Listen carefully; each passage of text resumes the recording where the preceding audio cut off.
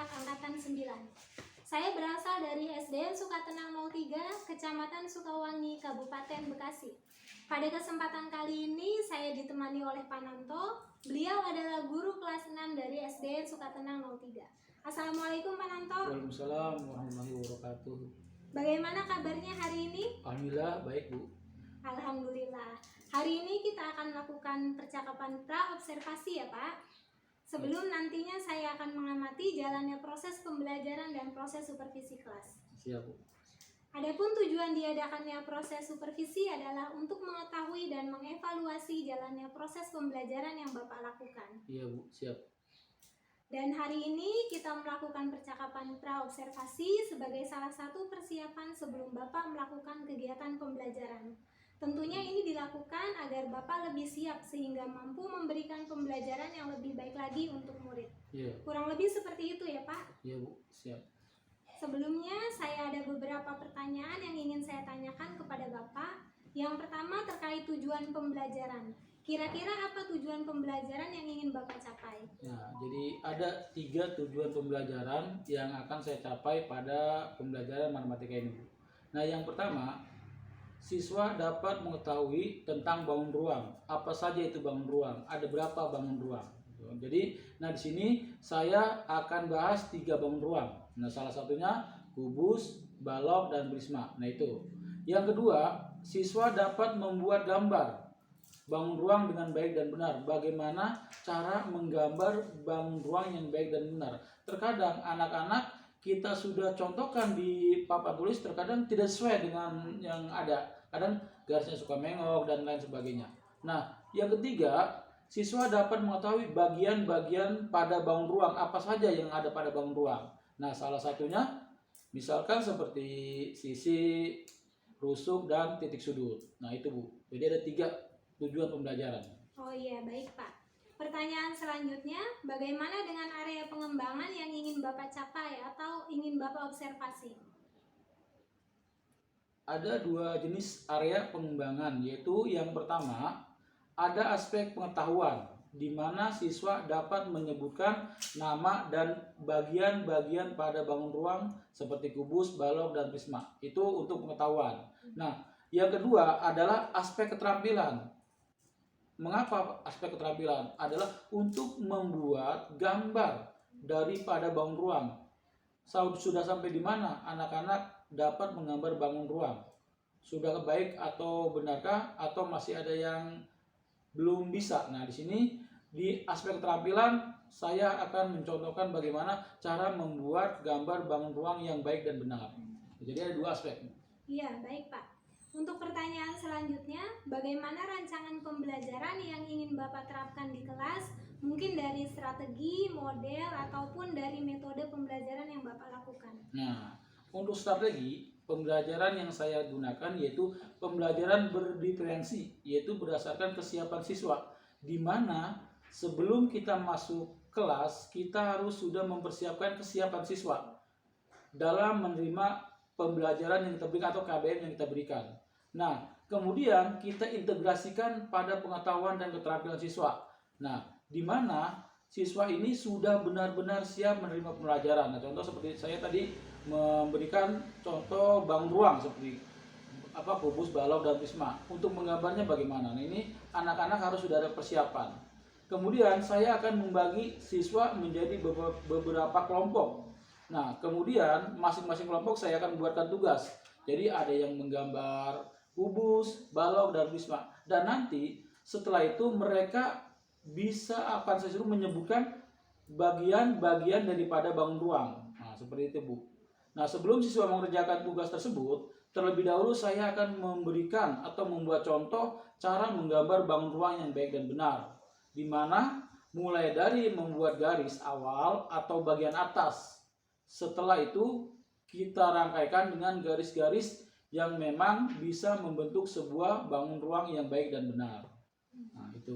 Iya, baik Pak. Berarti salah satu strategi yang Bapak gunakan yaitu dengan diskusi kelompok. Iya, diskusi kelompok. Iya. Selanjutnya, media pembelajaran apa yang akan Bapak gunakan di kelas? Nah, jadi media pembelajaran ini ada 3. Yang pertama, saya menggunakan buku paket matematika kelas 6. Yang kedua, spidol. Dan yang ketiga, penggaris. karena ini berkaitan dengan gambar bangun ruang. Jadi kita membutuhkan penggaris. Nah, seperti Iya, itu, Bu. betul Pak.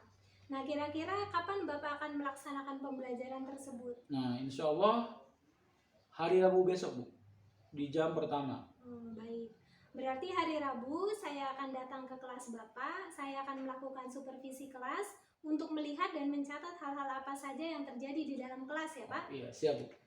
Nanti setelah Bapak lakukan kegiatan pembelajaran ataupun observasi di kelas, nanti kita lakukan kegiatan pasca observasi ya Pak, yang didampingi oleh pengajar praktiknya langsung. Iya, siap, Bu.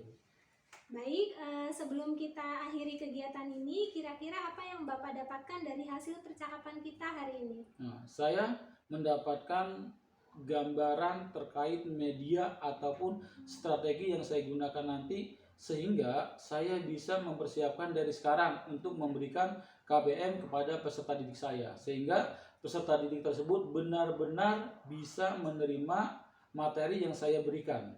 Oh iya Pak, saya ucapkan terima kasih banyak karena Bapak sudah berkenan untuk meluangkan waktunya. Sampai bertemu kembali di kegiatan observasi kelas pada hari Rabu besok ya Pak. Iya, Bu. Demikian kegiatan percakapan kita hari ini. Sampai ketemu pada kegiatan observasi di kelas dan kegiatan pasca observasi. Wassalamualaikum warahmatullahi wabarakatuh. Waalaikumsalam warahmatullahi wabarakatuh.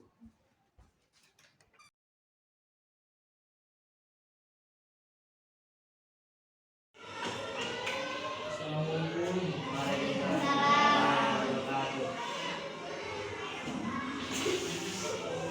Gimana kabarnya hari ini? Sudah siap? Siap. Oke, Bapak akan mengabsen dulu ya. Sebelum kita memulai pelajaran, Bapak akan mengabsen dulu. Siapa yang tidak hadir ini? Satria, kemudian Ilham, terus Okta, Arjanda ya? Iya. Juga ya. Ya, sudah ya. Ada keterangan tidak? Ada keterangan tidak? Tidak ya.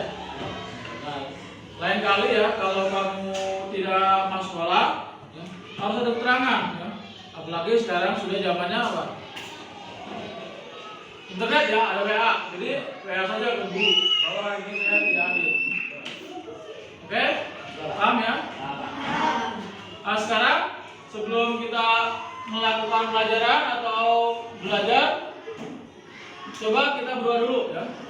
Disiapkan.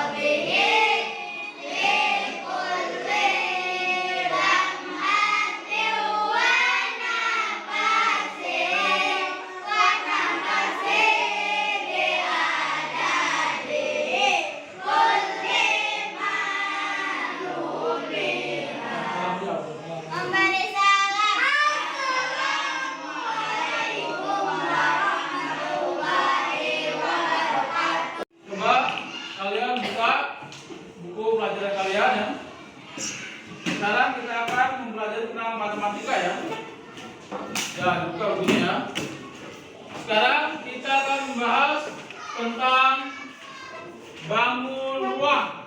Bangun ruang. Bangun ruang. Siapa yang tahu bangun ruang? Apa itu bangun ruang? Ya? Apa bangun ruang? Bangun ruang adalah bangun yang memiliki atau menempati ruang. Tuh, ada berapa bangun ruang? Ada berapa? Hah? Ada 4. Ada berapa lagi? Ada 8. Nah, sekarang yang akan kita bahas adalah yang pertama, bangun ruang apa? Kubus. Ini kubus ya. Nah. Siapa yang tahu bangun kubus? Seperti apa bangunnya? Bentuknya? Seperti kotak. Bangun kubus ya, perhatikan. Cara membuat bangun kubus, perhatikan ya. Pertama, kita buat garis dulu ya. Kita buat garis dasar dulu, alas dulu. Boleh menggunakan garis ya. Kalau kamu bisa langsung saja ya. Nah, bisa kan? Perhatikan ya. Seperti ini, buat dulu garis dasarnya. Nah, ya. Seperti ini. Misalkan ini ukurannya 5 cm atau 3 cm, boleh ya. Tergantung kamu ingin membuat bangun kubus tersebut. Nah, boleh begini dulu. Seperti ini. Nah, ya pertama ini bangun dasar dulu, ya. Perhatikan. Ya. Nah, setelah itu apa lagi? Nah, kita buat garis atasnya seperti ini, kita garis. Seperti apa ini bentuknya? Nah, atap ya, seperti atap rumah. Nah, kemudian setelah seperti ini tarik ke bawah. Ini kurang panjang. Nah, tarik ke bawahnya nggak apa-apa, kita tarik ke bawah. Oke. Nah, ini jangan sampai habis ya, tunggu sampai di sini atau tambahkan dikit. Tarik seperti ini. Kemudian tarik lagi dari sini seperti sini. Nah, seperti ini. Ini contoh dari bangun kubus. Nah, boleh kita buat seperti ini. Coba, boleh silakan kamu gambar dulu ya. Silakan ditulis dulu bangunnya. Nah, bangun kubus atau bangun ruang, apa ciri-ciri dari bangun tersebut? Apa ciri-ciri dari bangun kubus tersebut? Apa? Memiliki. Boleh yang A? Memiliki. Nah, ini ya. Ini adalah ciri-ciri daripada bangun kubus ya. Nah, ini memiliki sisi. Nah, mana sisinya? Nah, sisinya ya perhatikan ya. Depan, belakang, kemudian atas dengan bawah, kemudian samping kanan dengan samping kiri. Jadi ada berapa sisinya? Ada?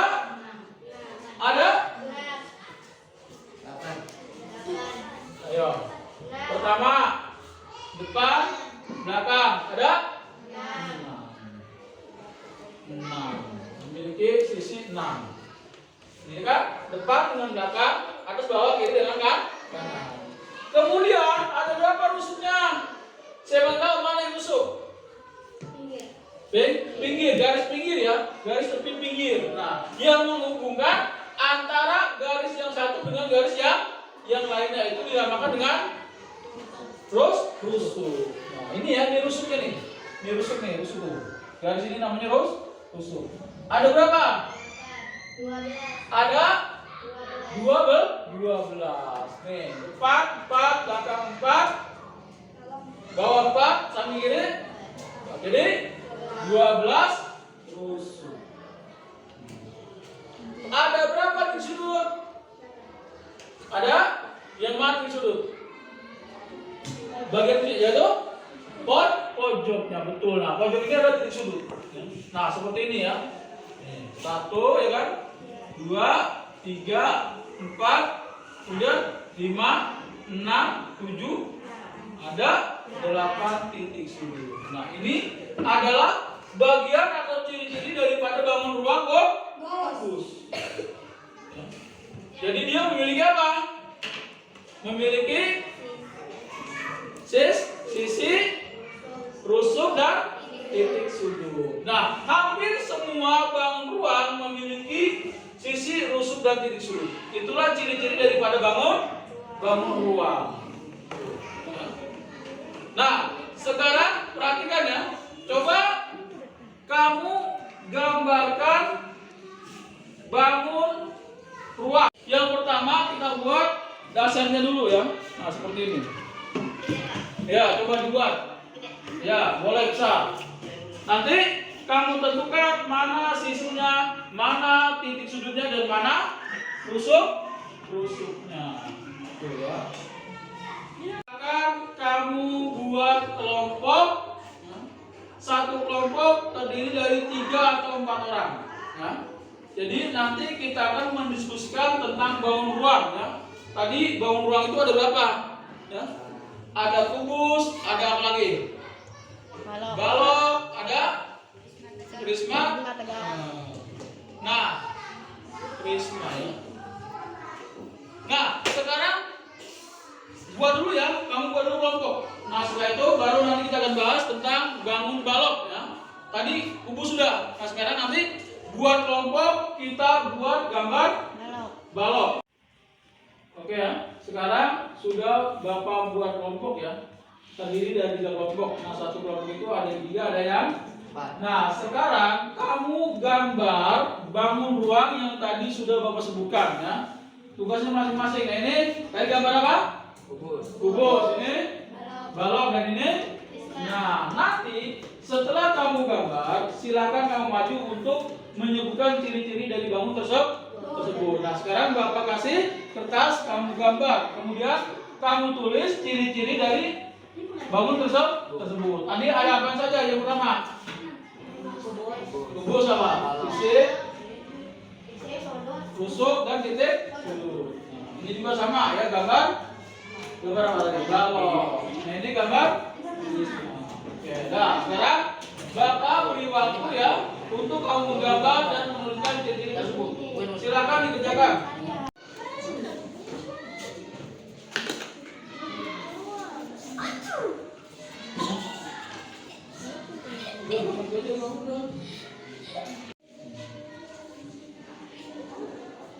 Sudah memberikan tugas ya tentang bangun apa? Ruang. Ya, bangun ruang, kubus, balok, dan nah sekarang silakan kamu presentasikan bangun tersebut sesuai dengan kelompoknya masing-masing. Nah, untuk yang pertama silakan kelompok 1 untuk mempresentasikan bangun tersebut. Silakan.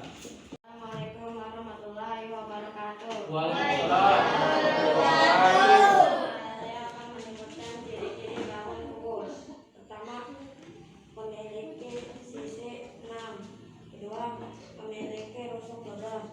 Memiliki titik sudut 8. Terima kasih dari saya. Ya, ruangan. Presentasinya atau penjelasannya tentang bangun kubus. Sekarang Bapak silakan untuk kelompok 2 untuk mempresentasikan bangun tersebut. Silakan maju. Assalamualaikum warahmatullahi wabarakatuh. Waalaikumsalam.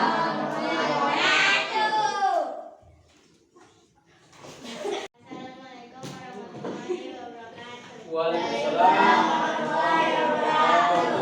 Saya dari kelompok 2 ingin menjelaskan bangun balok.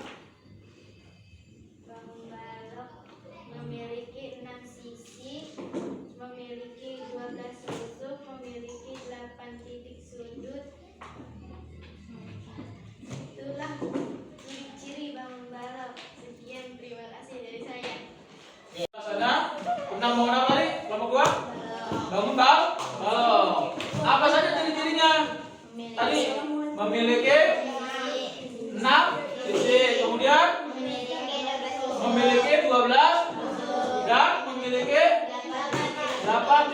itulah ciri-ciri daripada bangun balok. Terima kasih kelompok 2 atas penjelasannya atau presentasinya. Lanjut kepada kelompok 3. Bapak silakan untuk menjelaskan bangun ruang tersebut yang sudah Bapak tuliskan. Silakan maju. Assalamualaikum warahmatullahi wabarakatuh. Waalaikumsalam.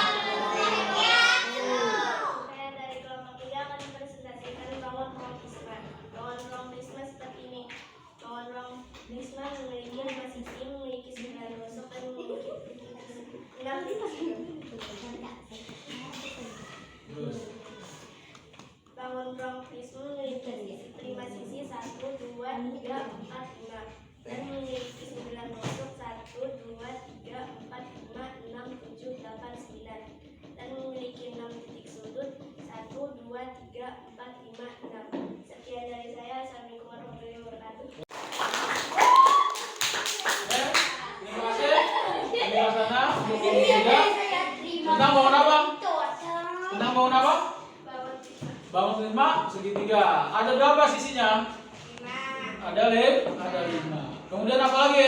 memiliki 9 tusuk. Memiliki 9 tusuk. Setelah itu memiliki 8 titik. Nah, itulah ciri-ciri daripada bangun. Nah, oke ya. Terima kasih atas presentasinya. Kita akan melanjutkan nanti pelajaran selanjutnya ya. Ingat ya. Kepada anak-anak sekalian, kalian telah mempresentasikan atau menyebutkan ciri-ciri daripada bangun ruang. Ya, tadi ada apa? Kubus, balok, dan prisma. Tapi masih ada lagi ya, nanti kita akan lanjutkan. Masih ada lagi, bukan hanya itu saja. Nanti kita akan lanjut pada pelajaran selanjutnya. Nah, itu tentang balok, kubus, balok, dan prisma. Ini dulu yang tentang hari ini kita akan bahas. Nanti kita akan lanjutkan ke pelajaran selanjutnya ya, pertemuan selanjutnya. Oke? Ada yang ditanyakan sampai sini tentang bangun ruang? Tidak ada? Oke, kalau tidak ada cukup ya sampai di sini. Nanti kita akan lanjutkan kepada materi selanjutnya. Oke, kurang lebihnya. Assalamualaikum warahmatullahi wabarakatuh. Waalaikumsalam warahmatullahi wabarakatuh.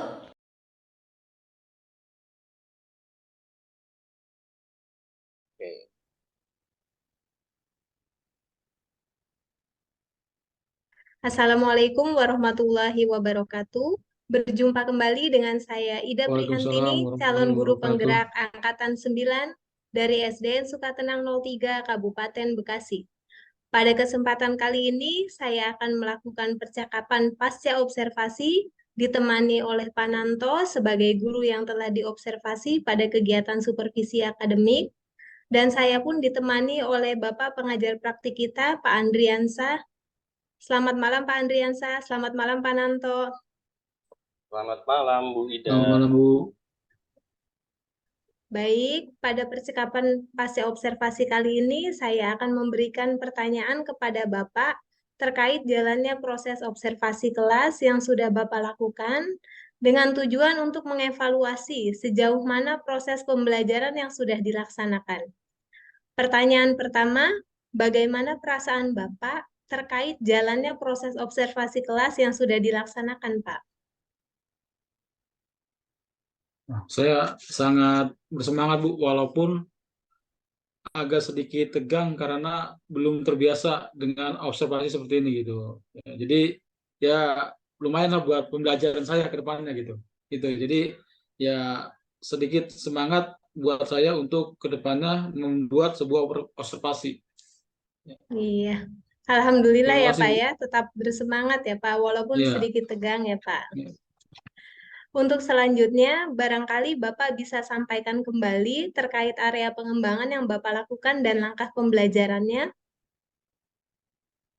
Ya, di sini saya membuat 2 langkah dalam melakukan jenis area pengembangan, yaitu dengan pengetahuan dan keterampilan. Nah, di mana untuk pengetahuan siswa, siswa mampu menyebutkan nama-nama bangun ruang serta bagian-bagian daripada bangun ruang. Contoh seperti kubus, balok. Nah, di situ kan ada bagian-bagian dari kubus dan balok itu ada bagian. Contoh kecilnya ya.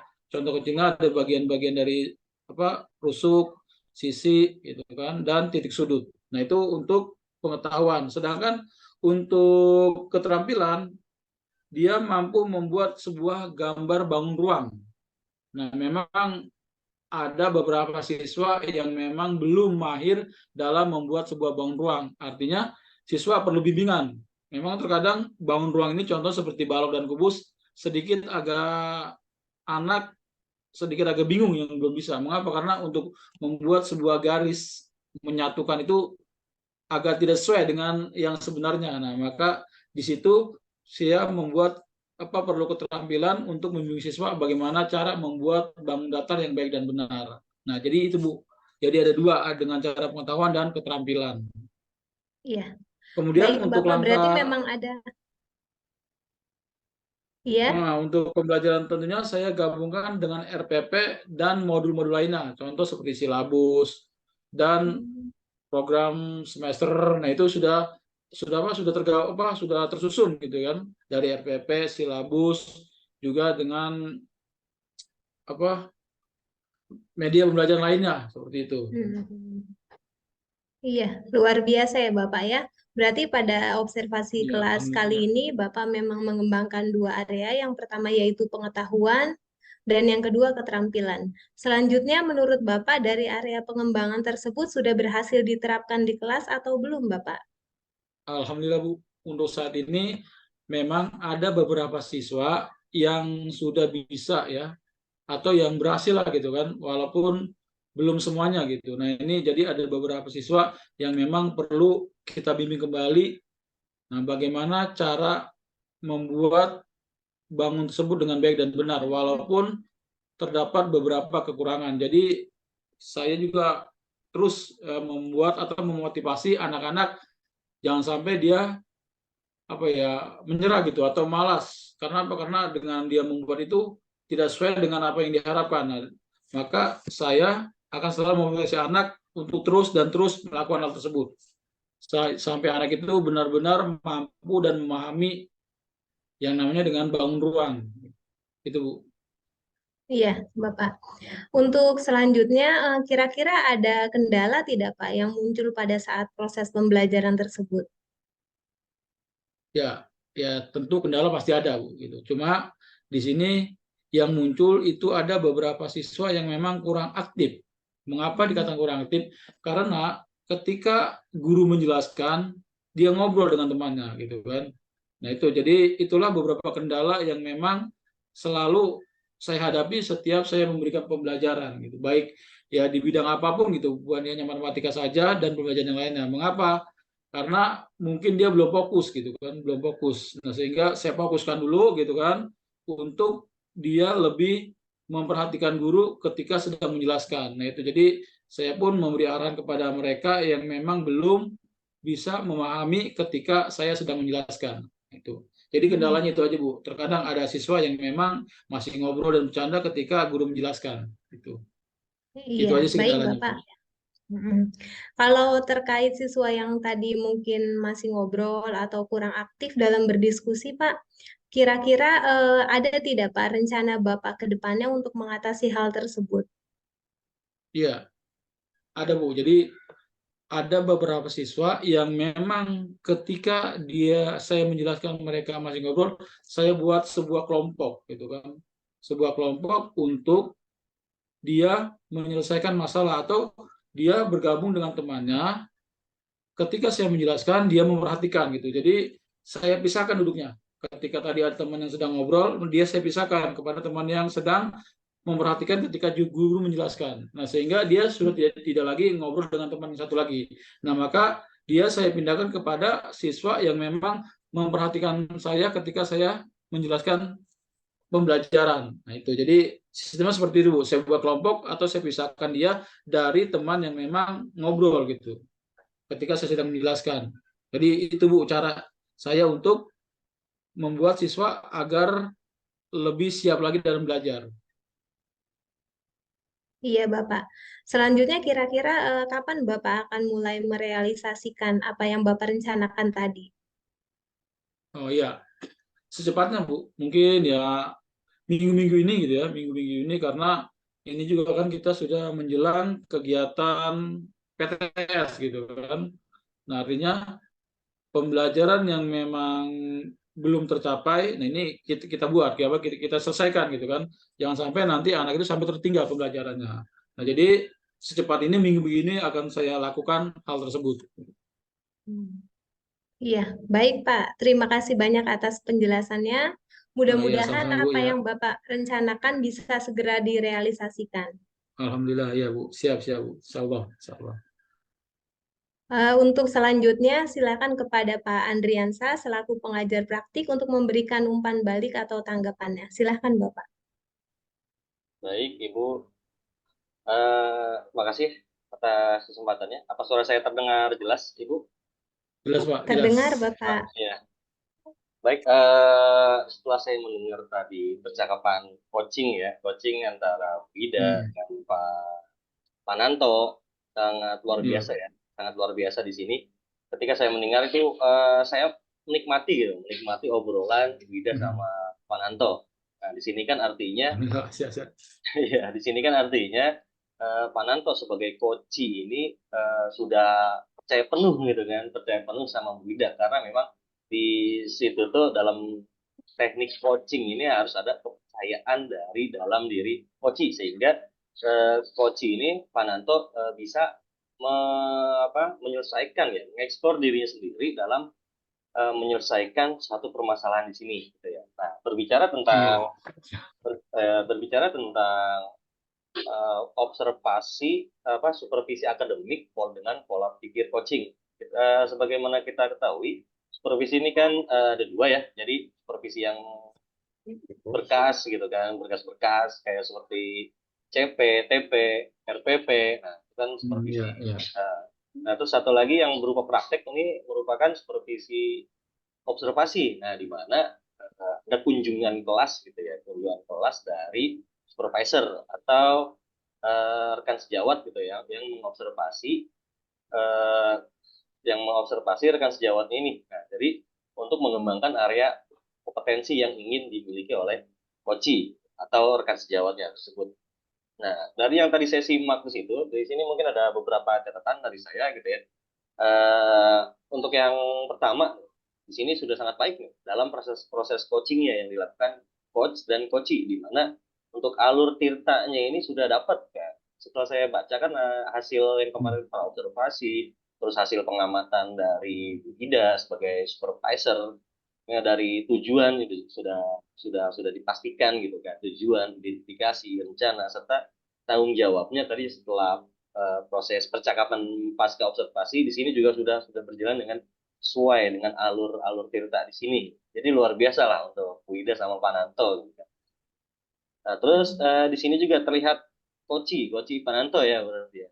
Terlihat nih Pananto sangat terbuka berdiskusi dengan Bu Ida sebagai coachnya. Artinya di sini ada kenyamanan nih sama Pananto ketika ingin mengembangkan diri kompetensi dalam kelas itu seperti apa sih.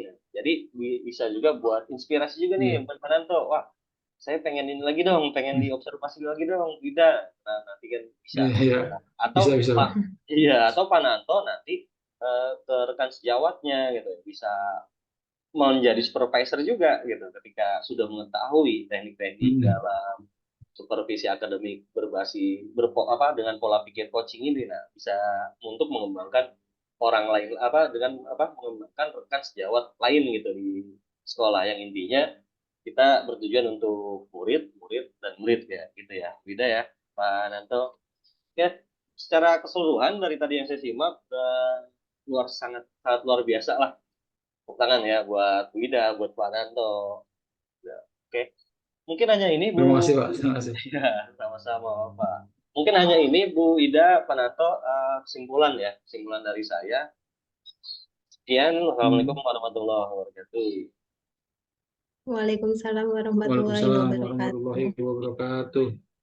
Baik Bapak, terima kasih banyak atas umpan baliknya. Alhamdulillah tidak terasa rangkaian kegiatan supervisi akademik sudah selesai. Terima kasih banyak kepada Pak Andriansa dan Pak Nanto. Wassalamualaikum warahmatullahi wabarakatuh. Waalaikumsalam warahmatullahi wabarakatuh. wabarakatuh. Ya.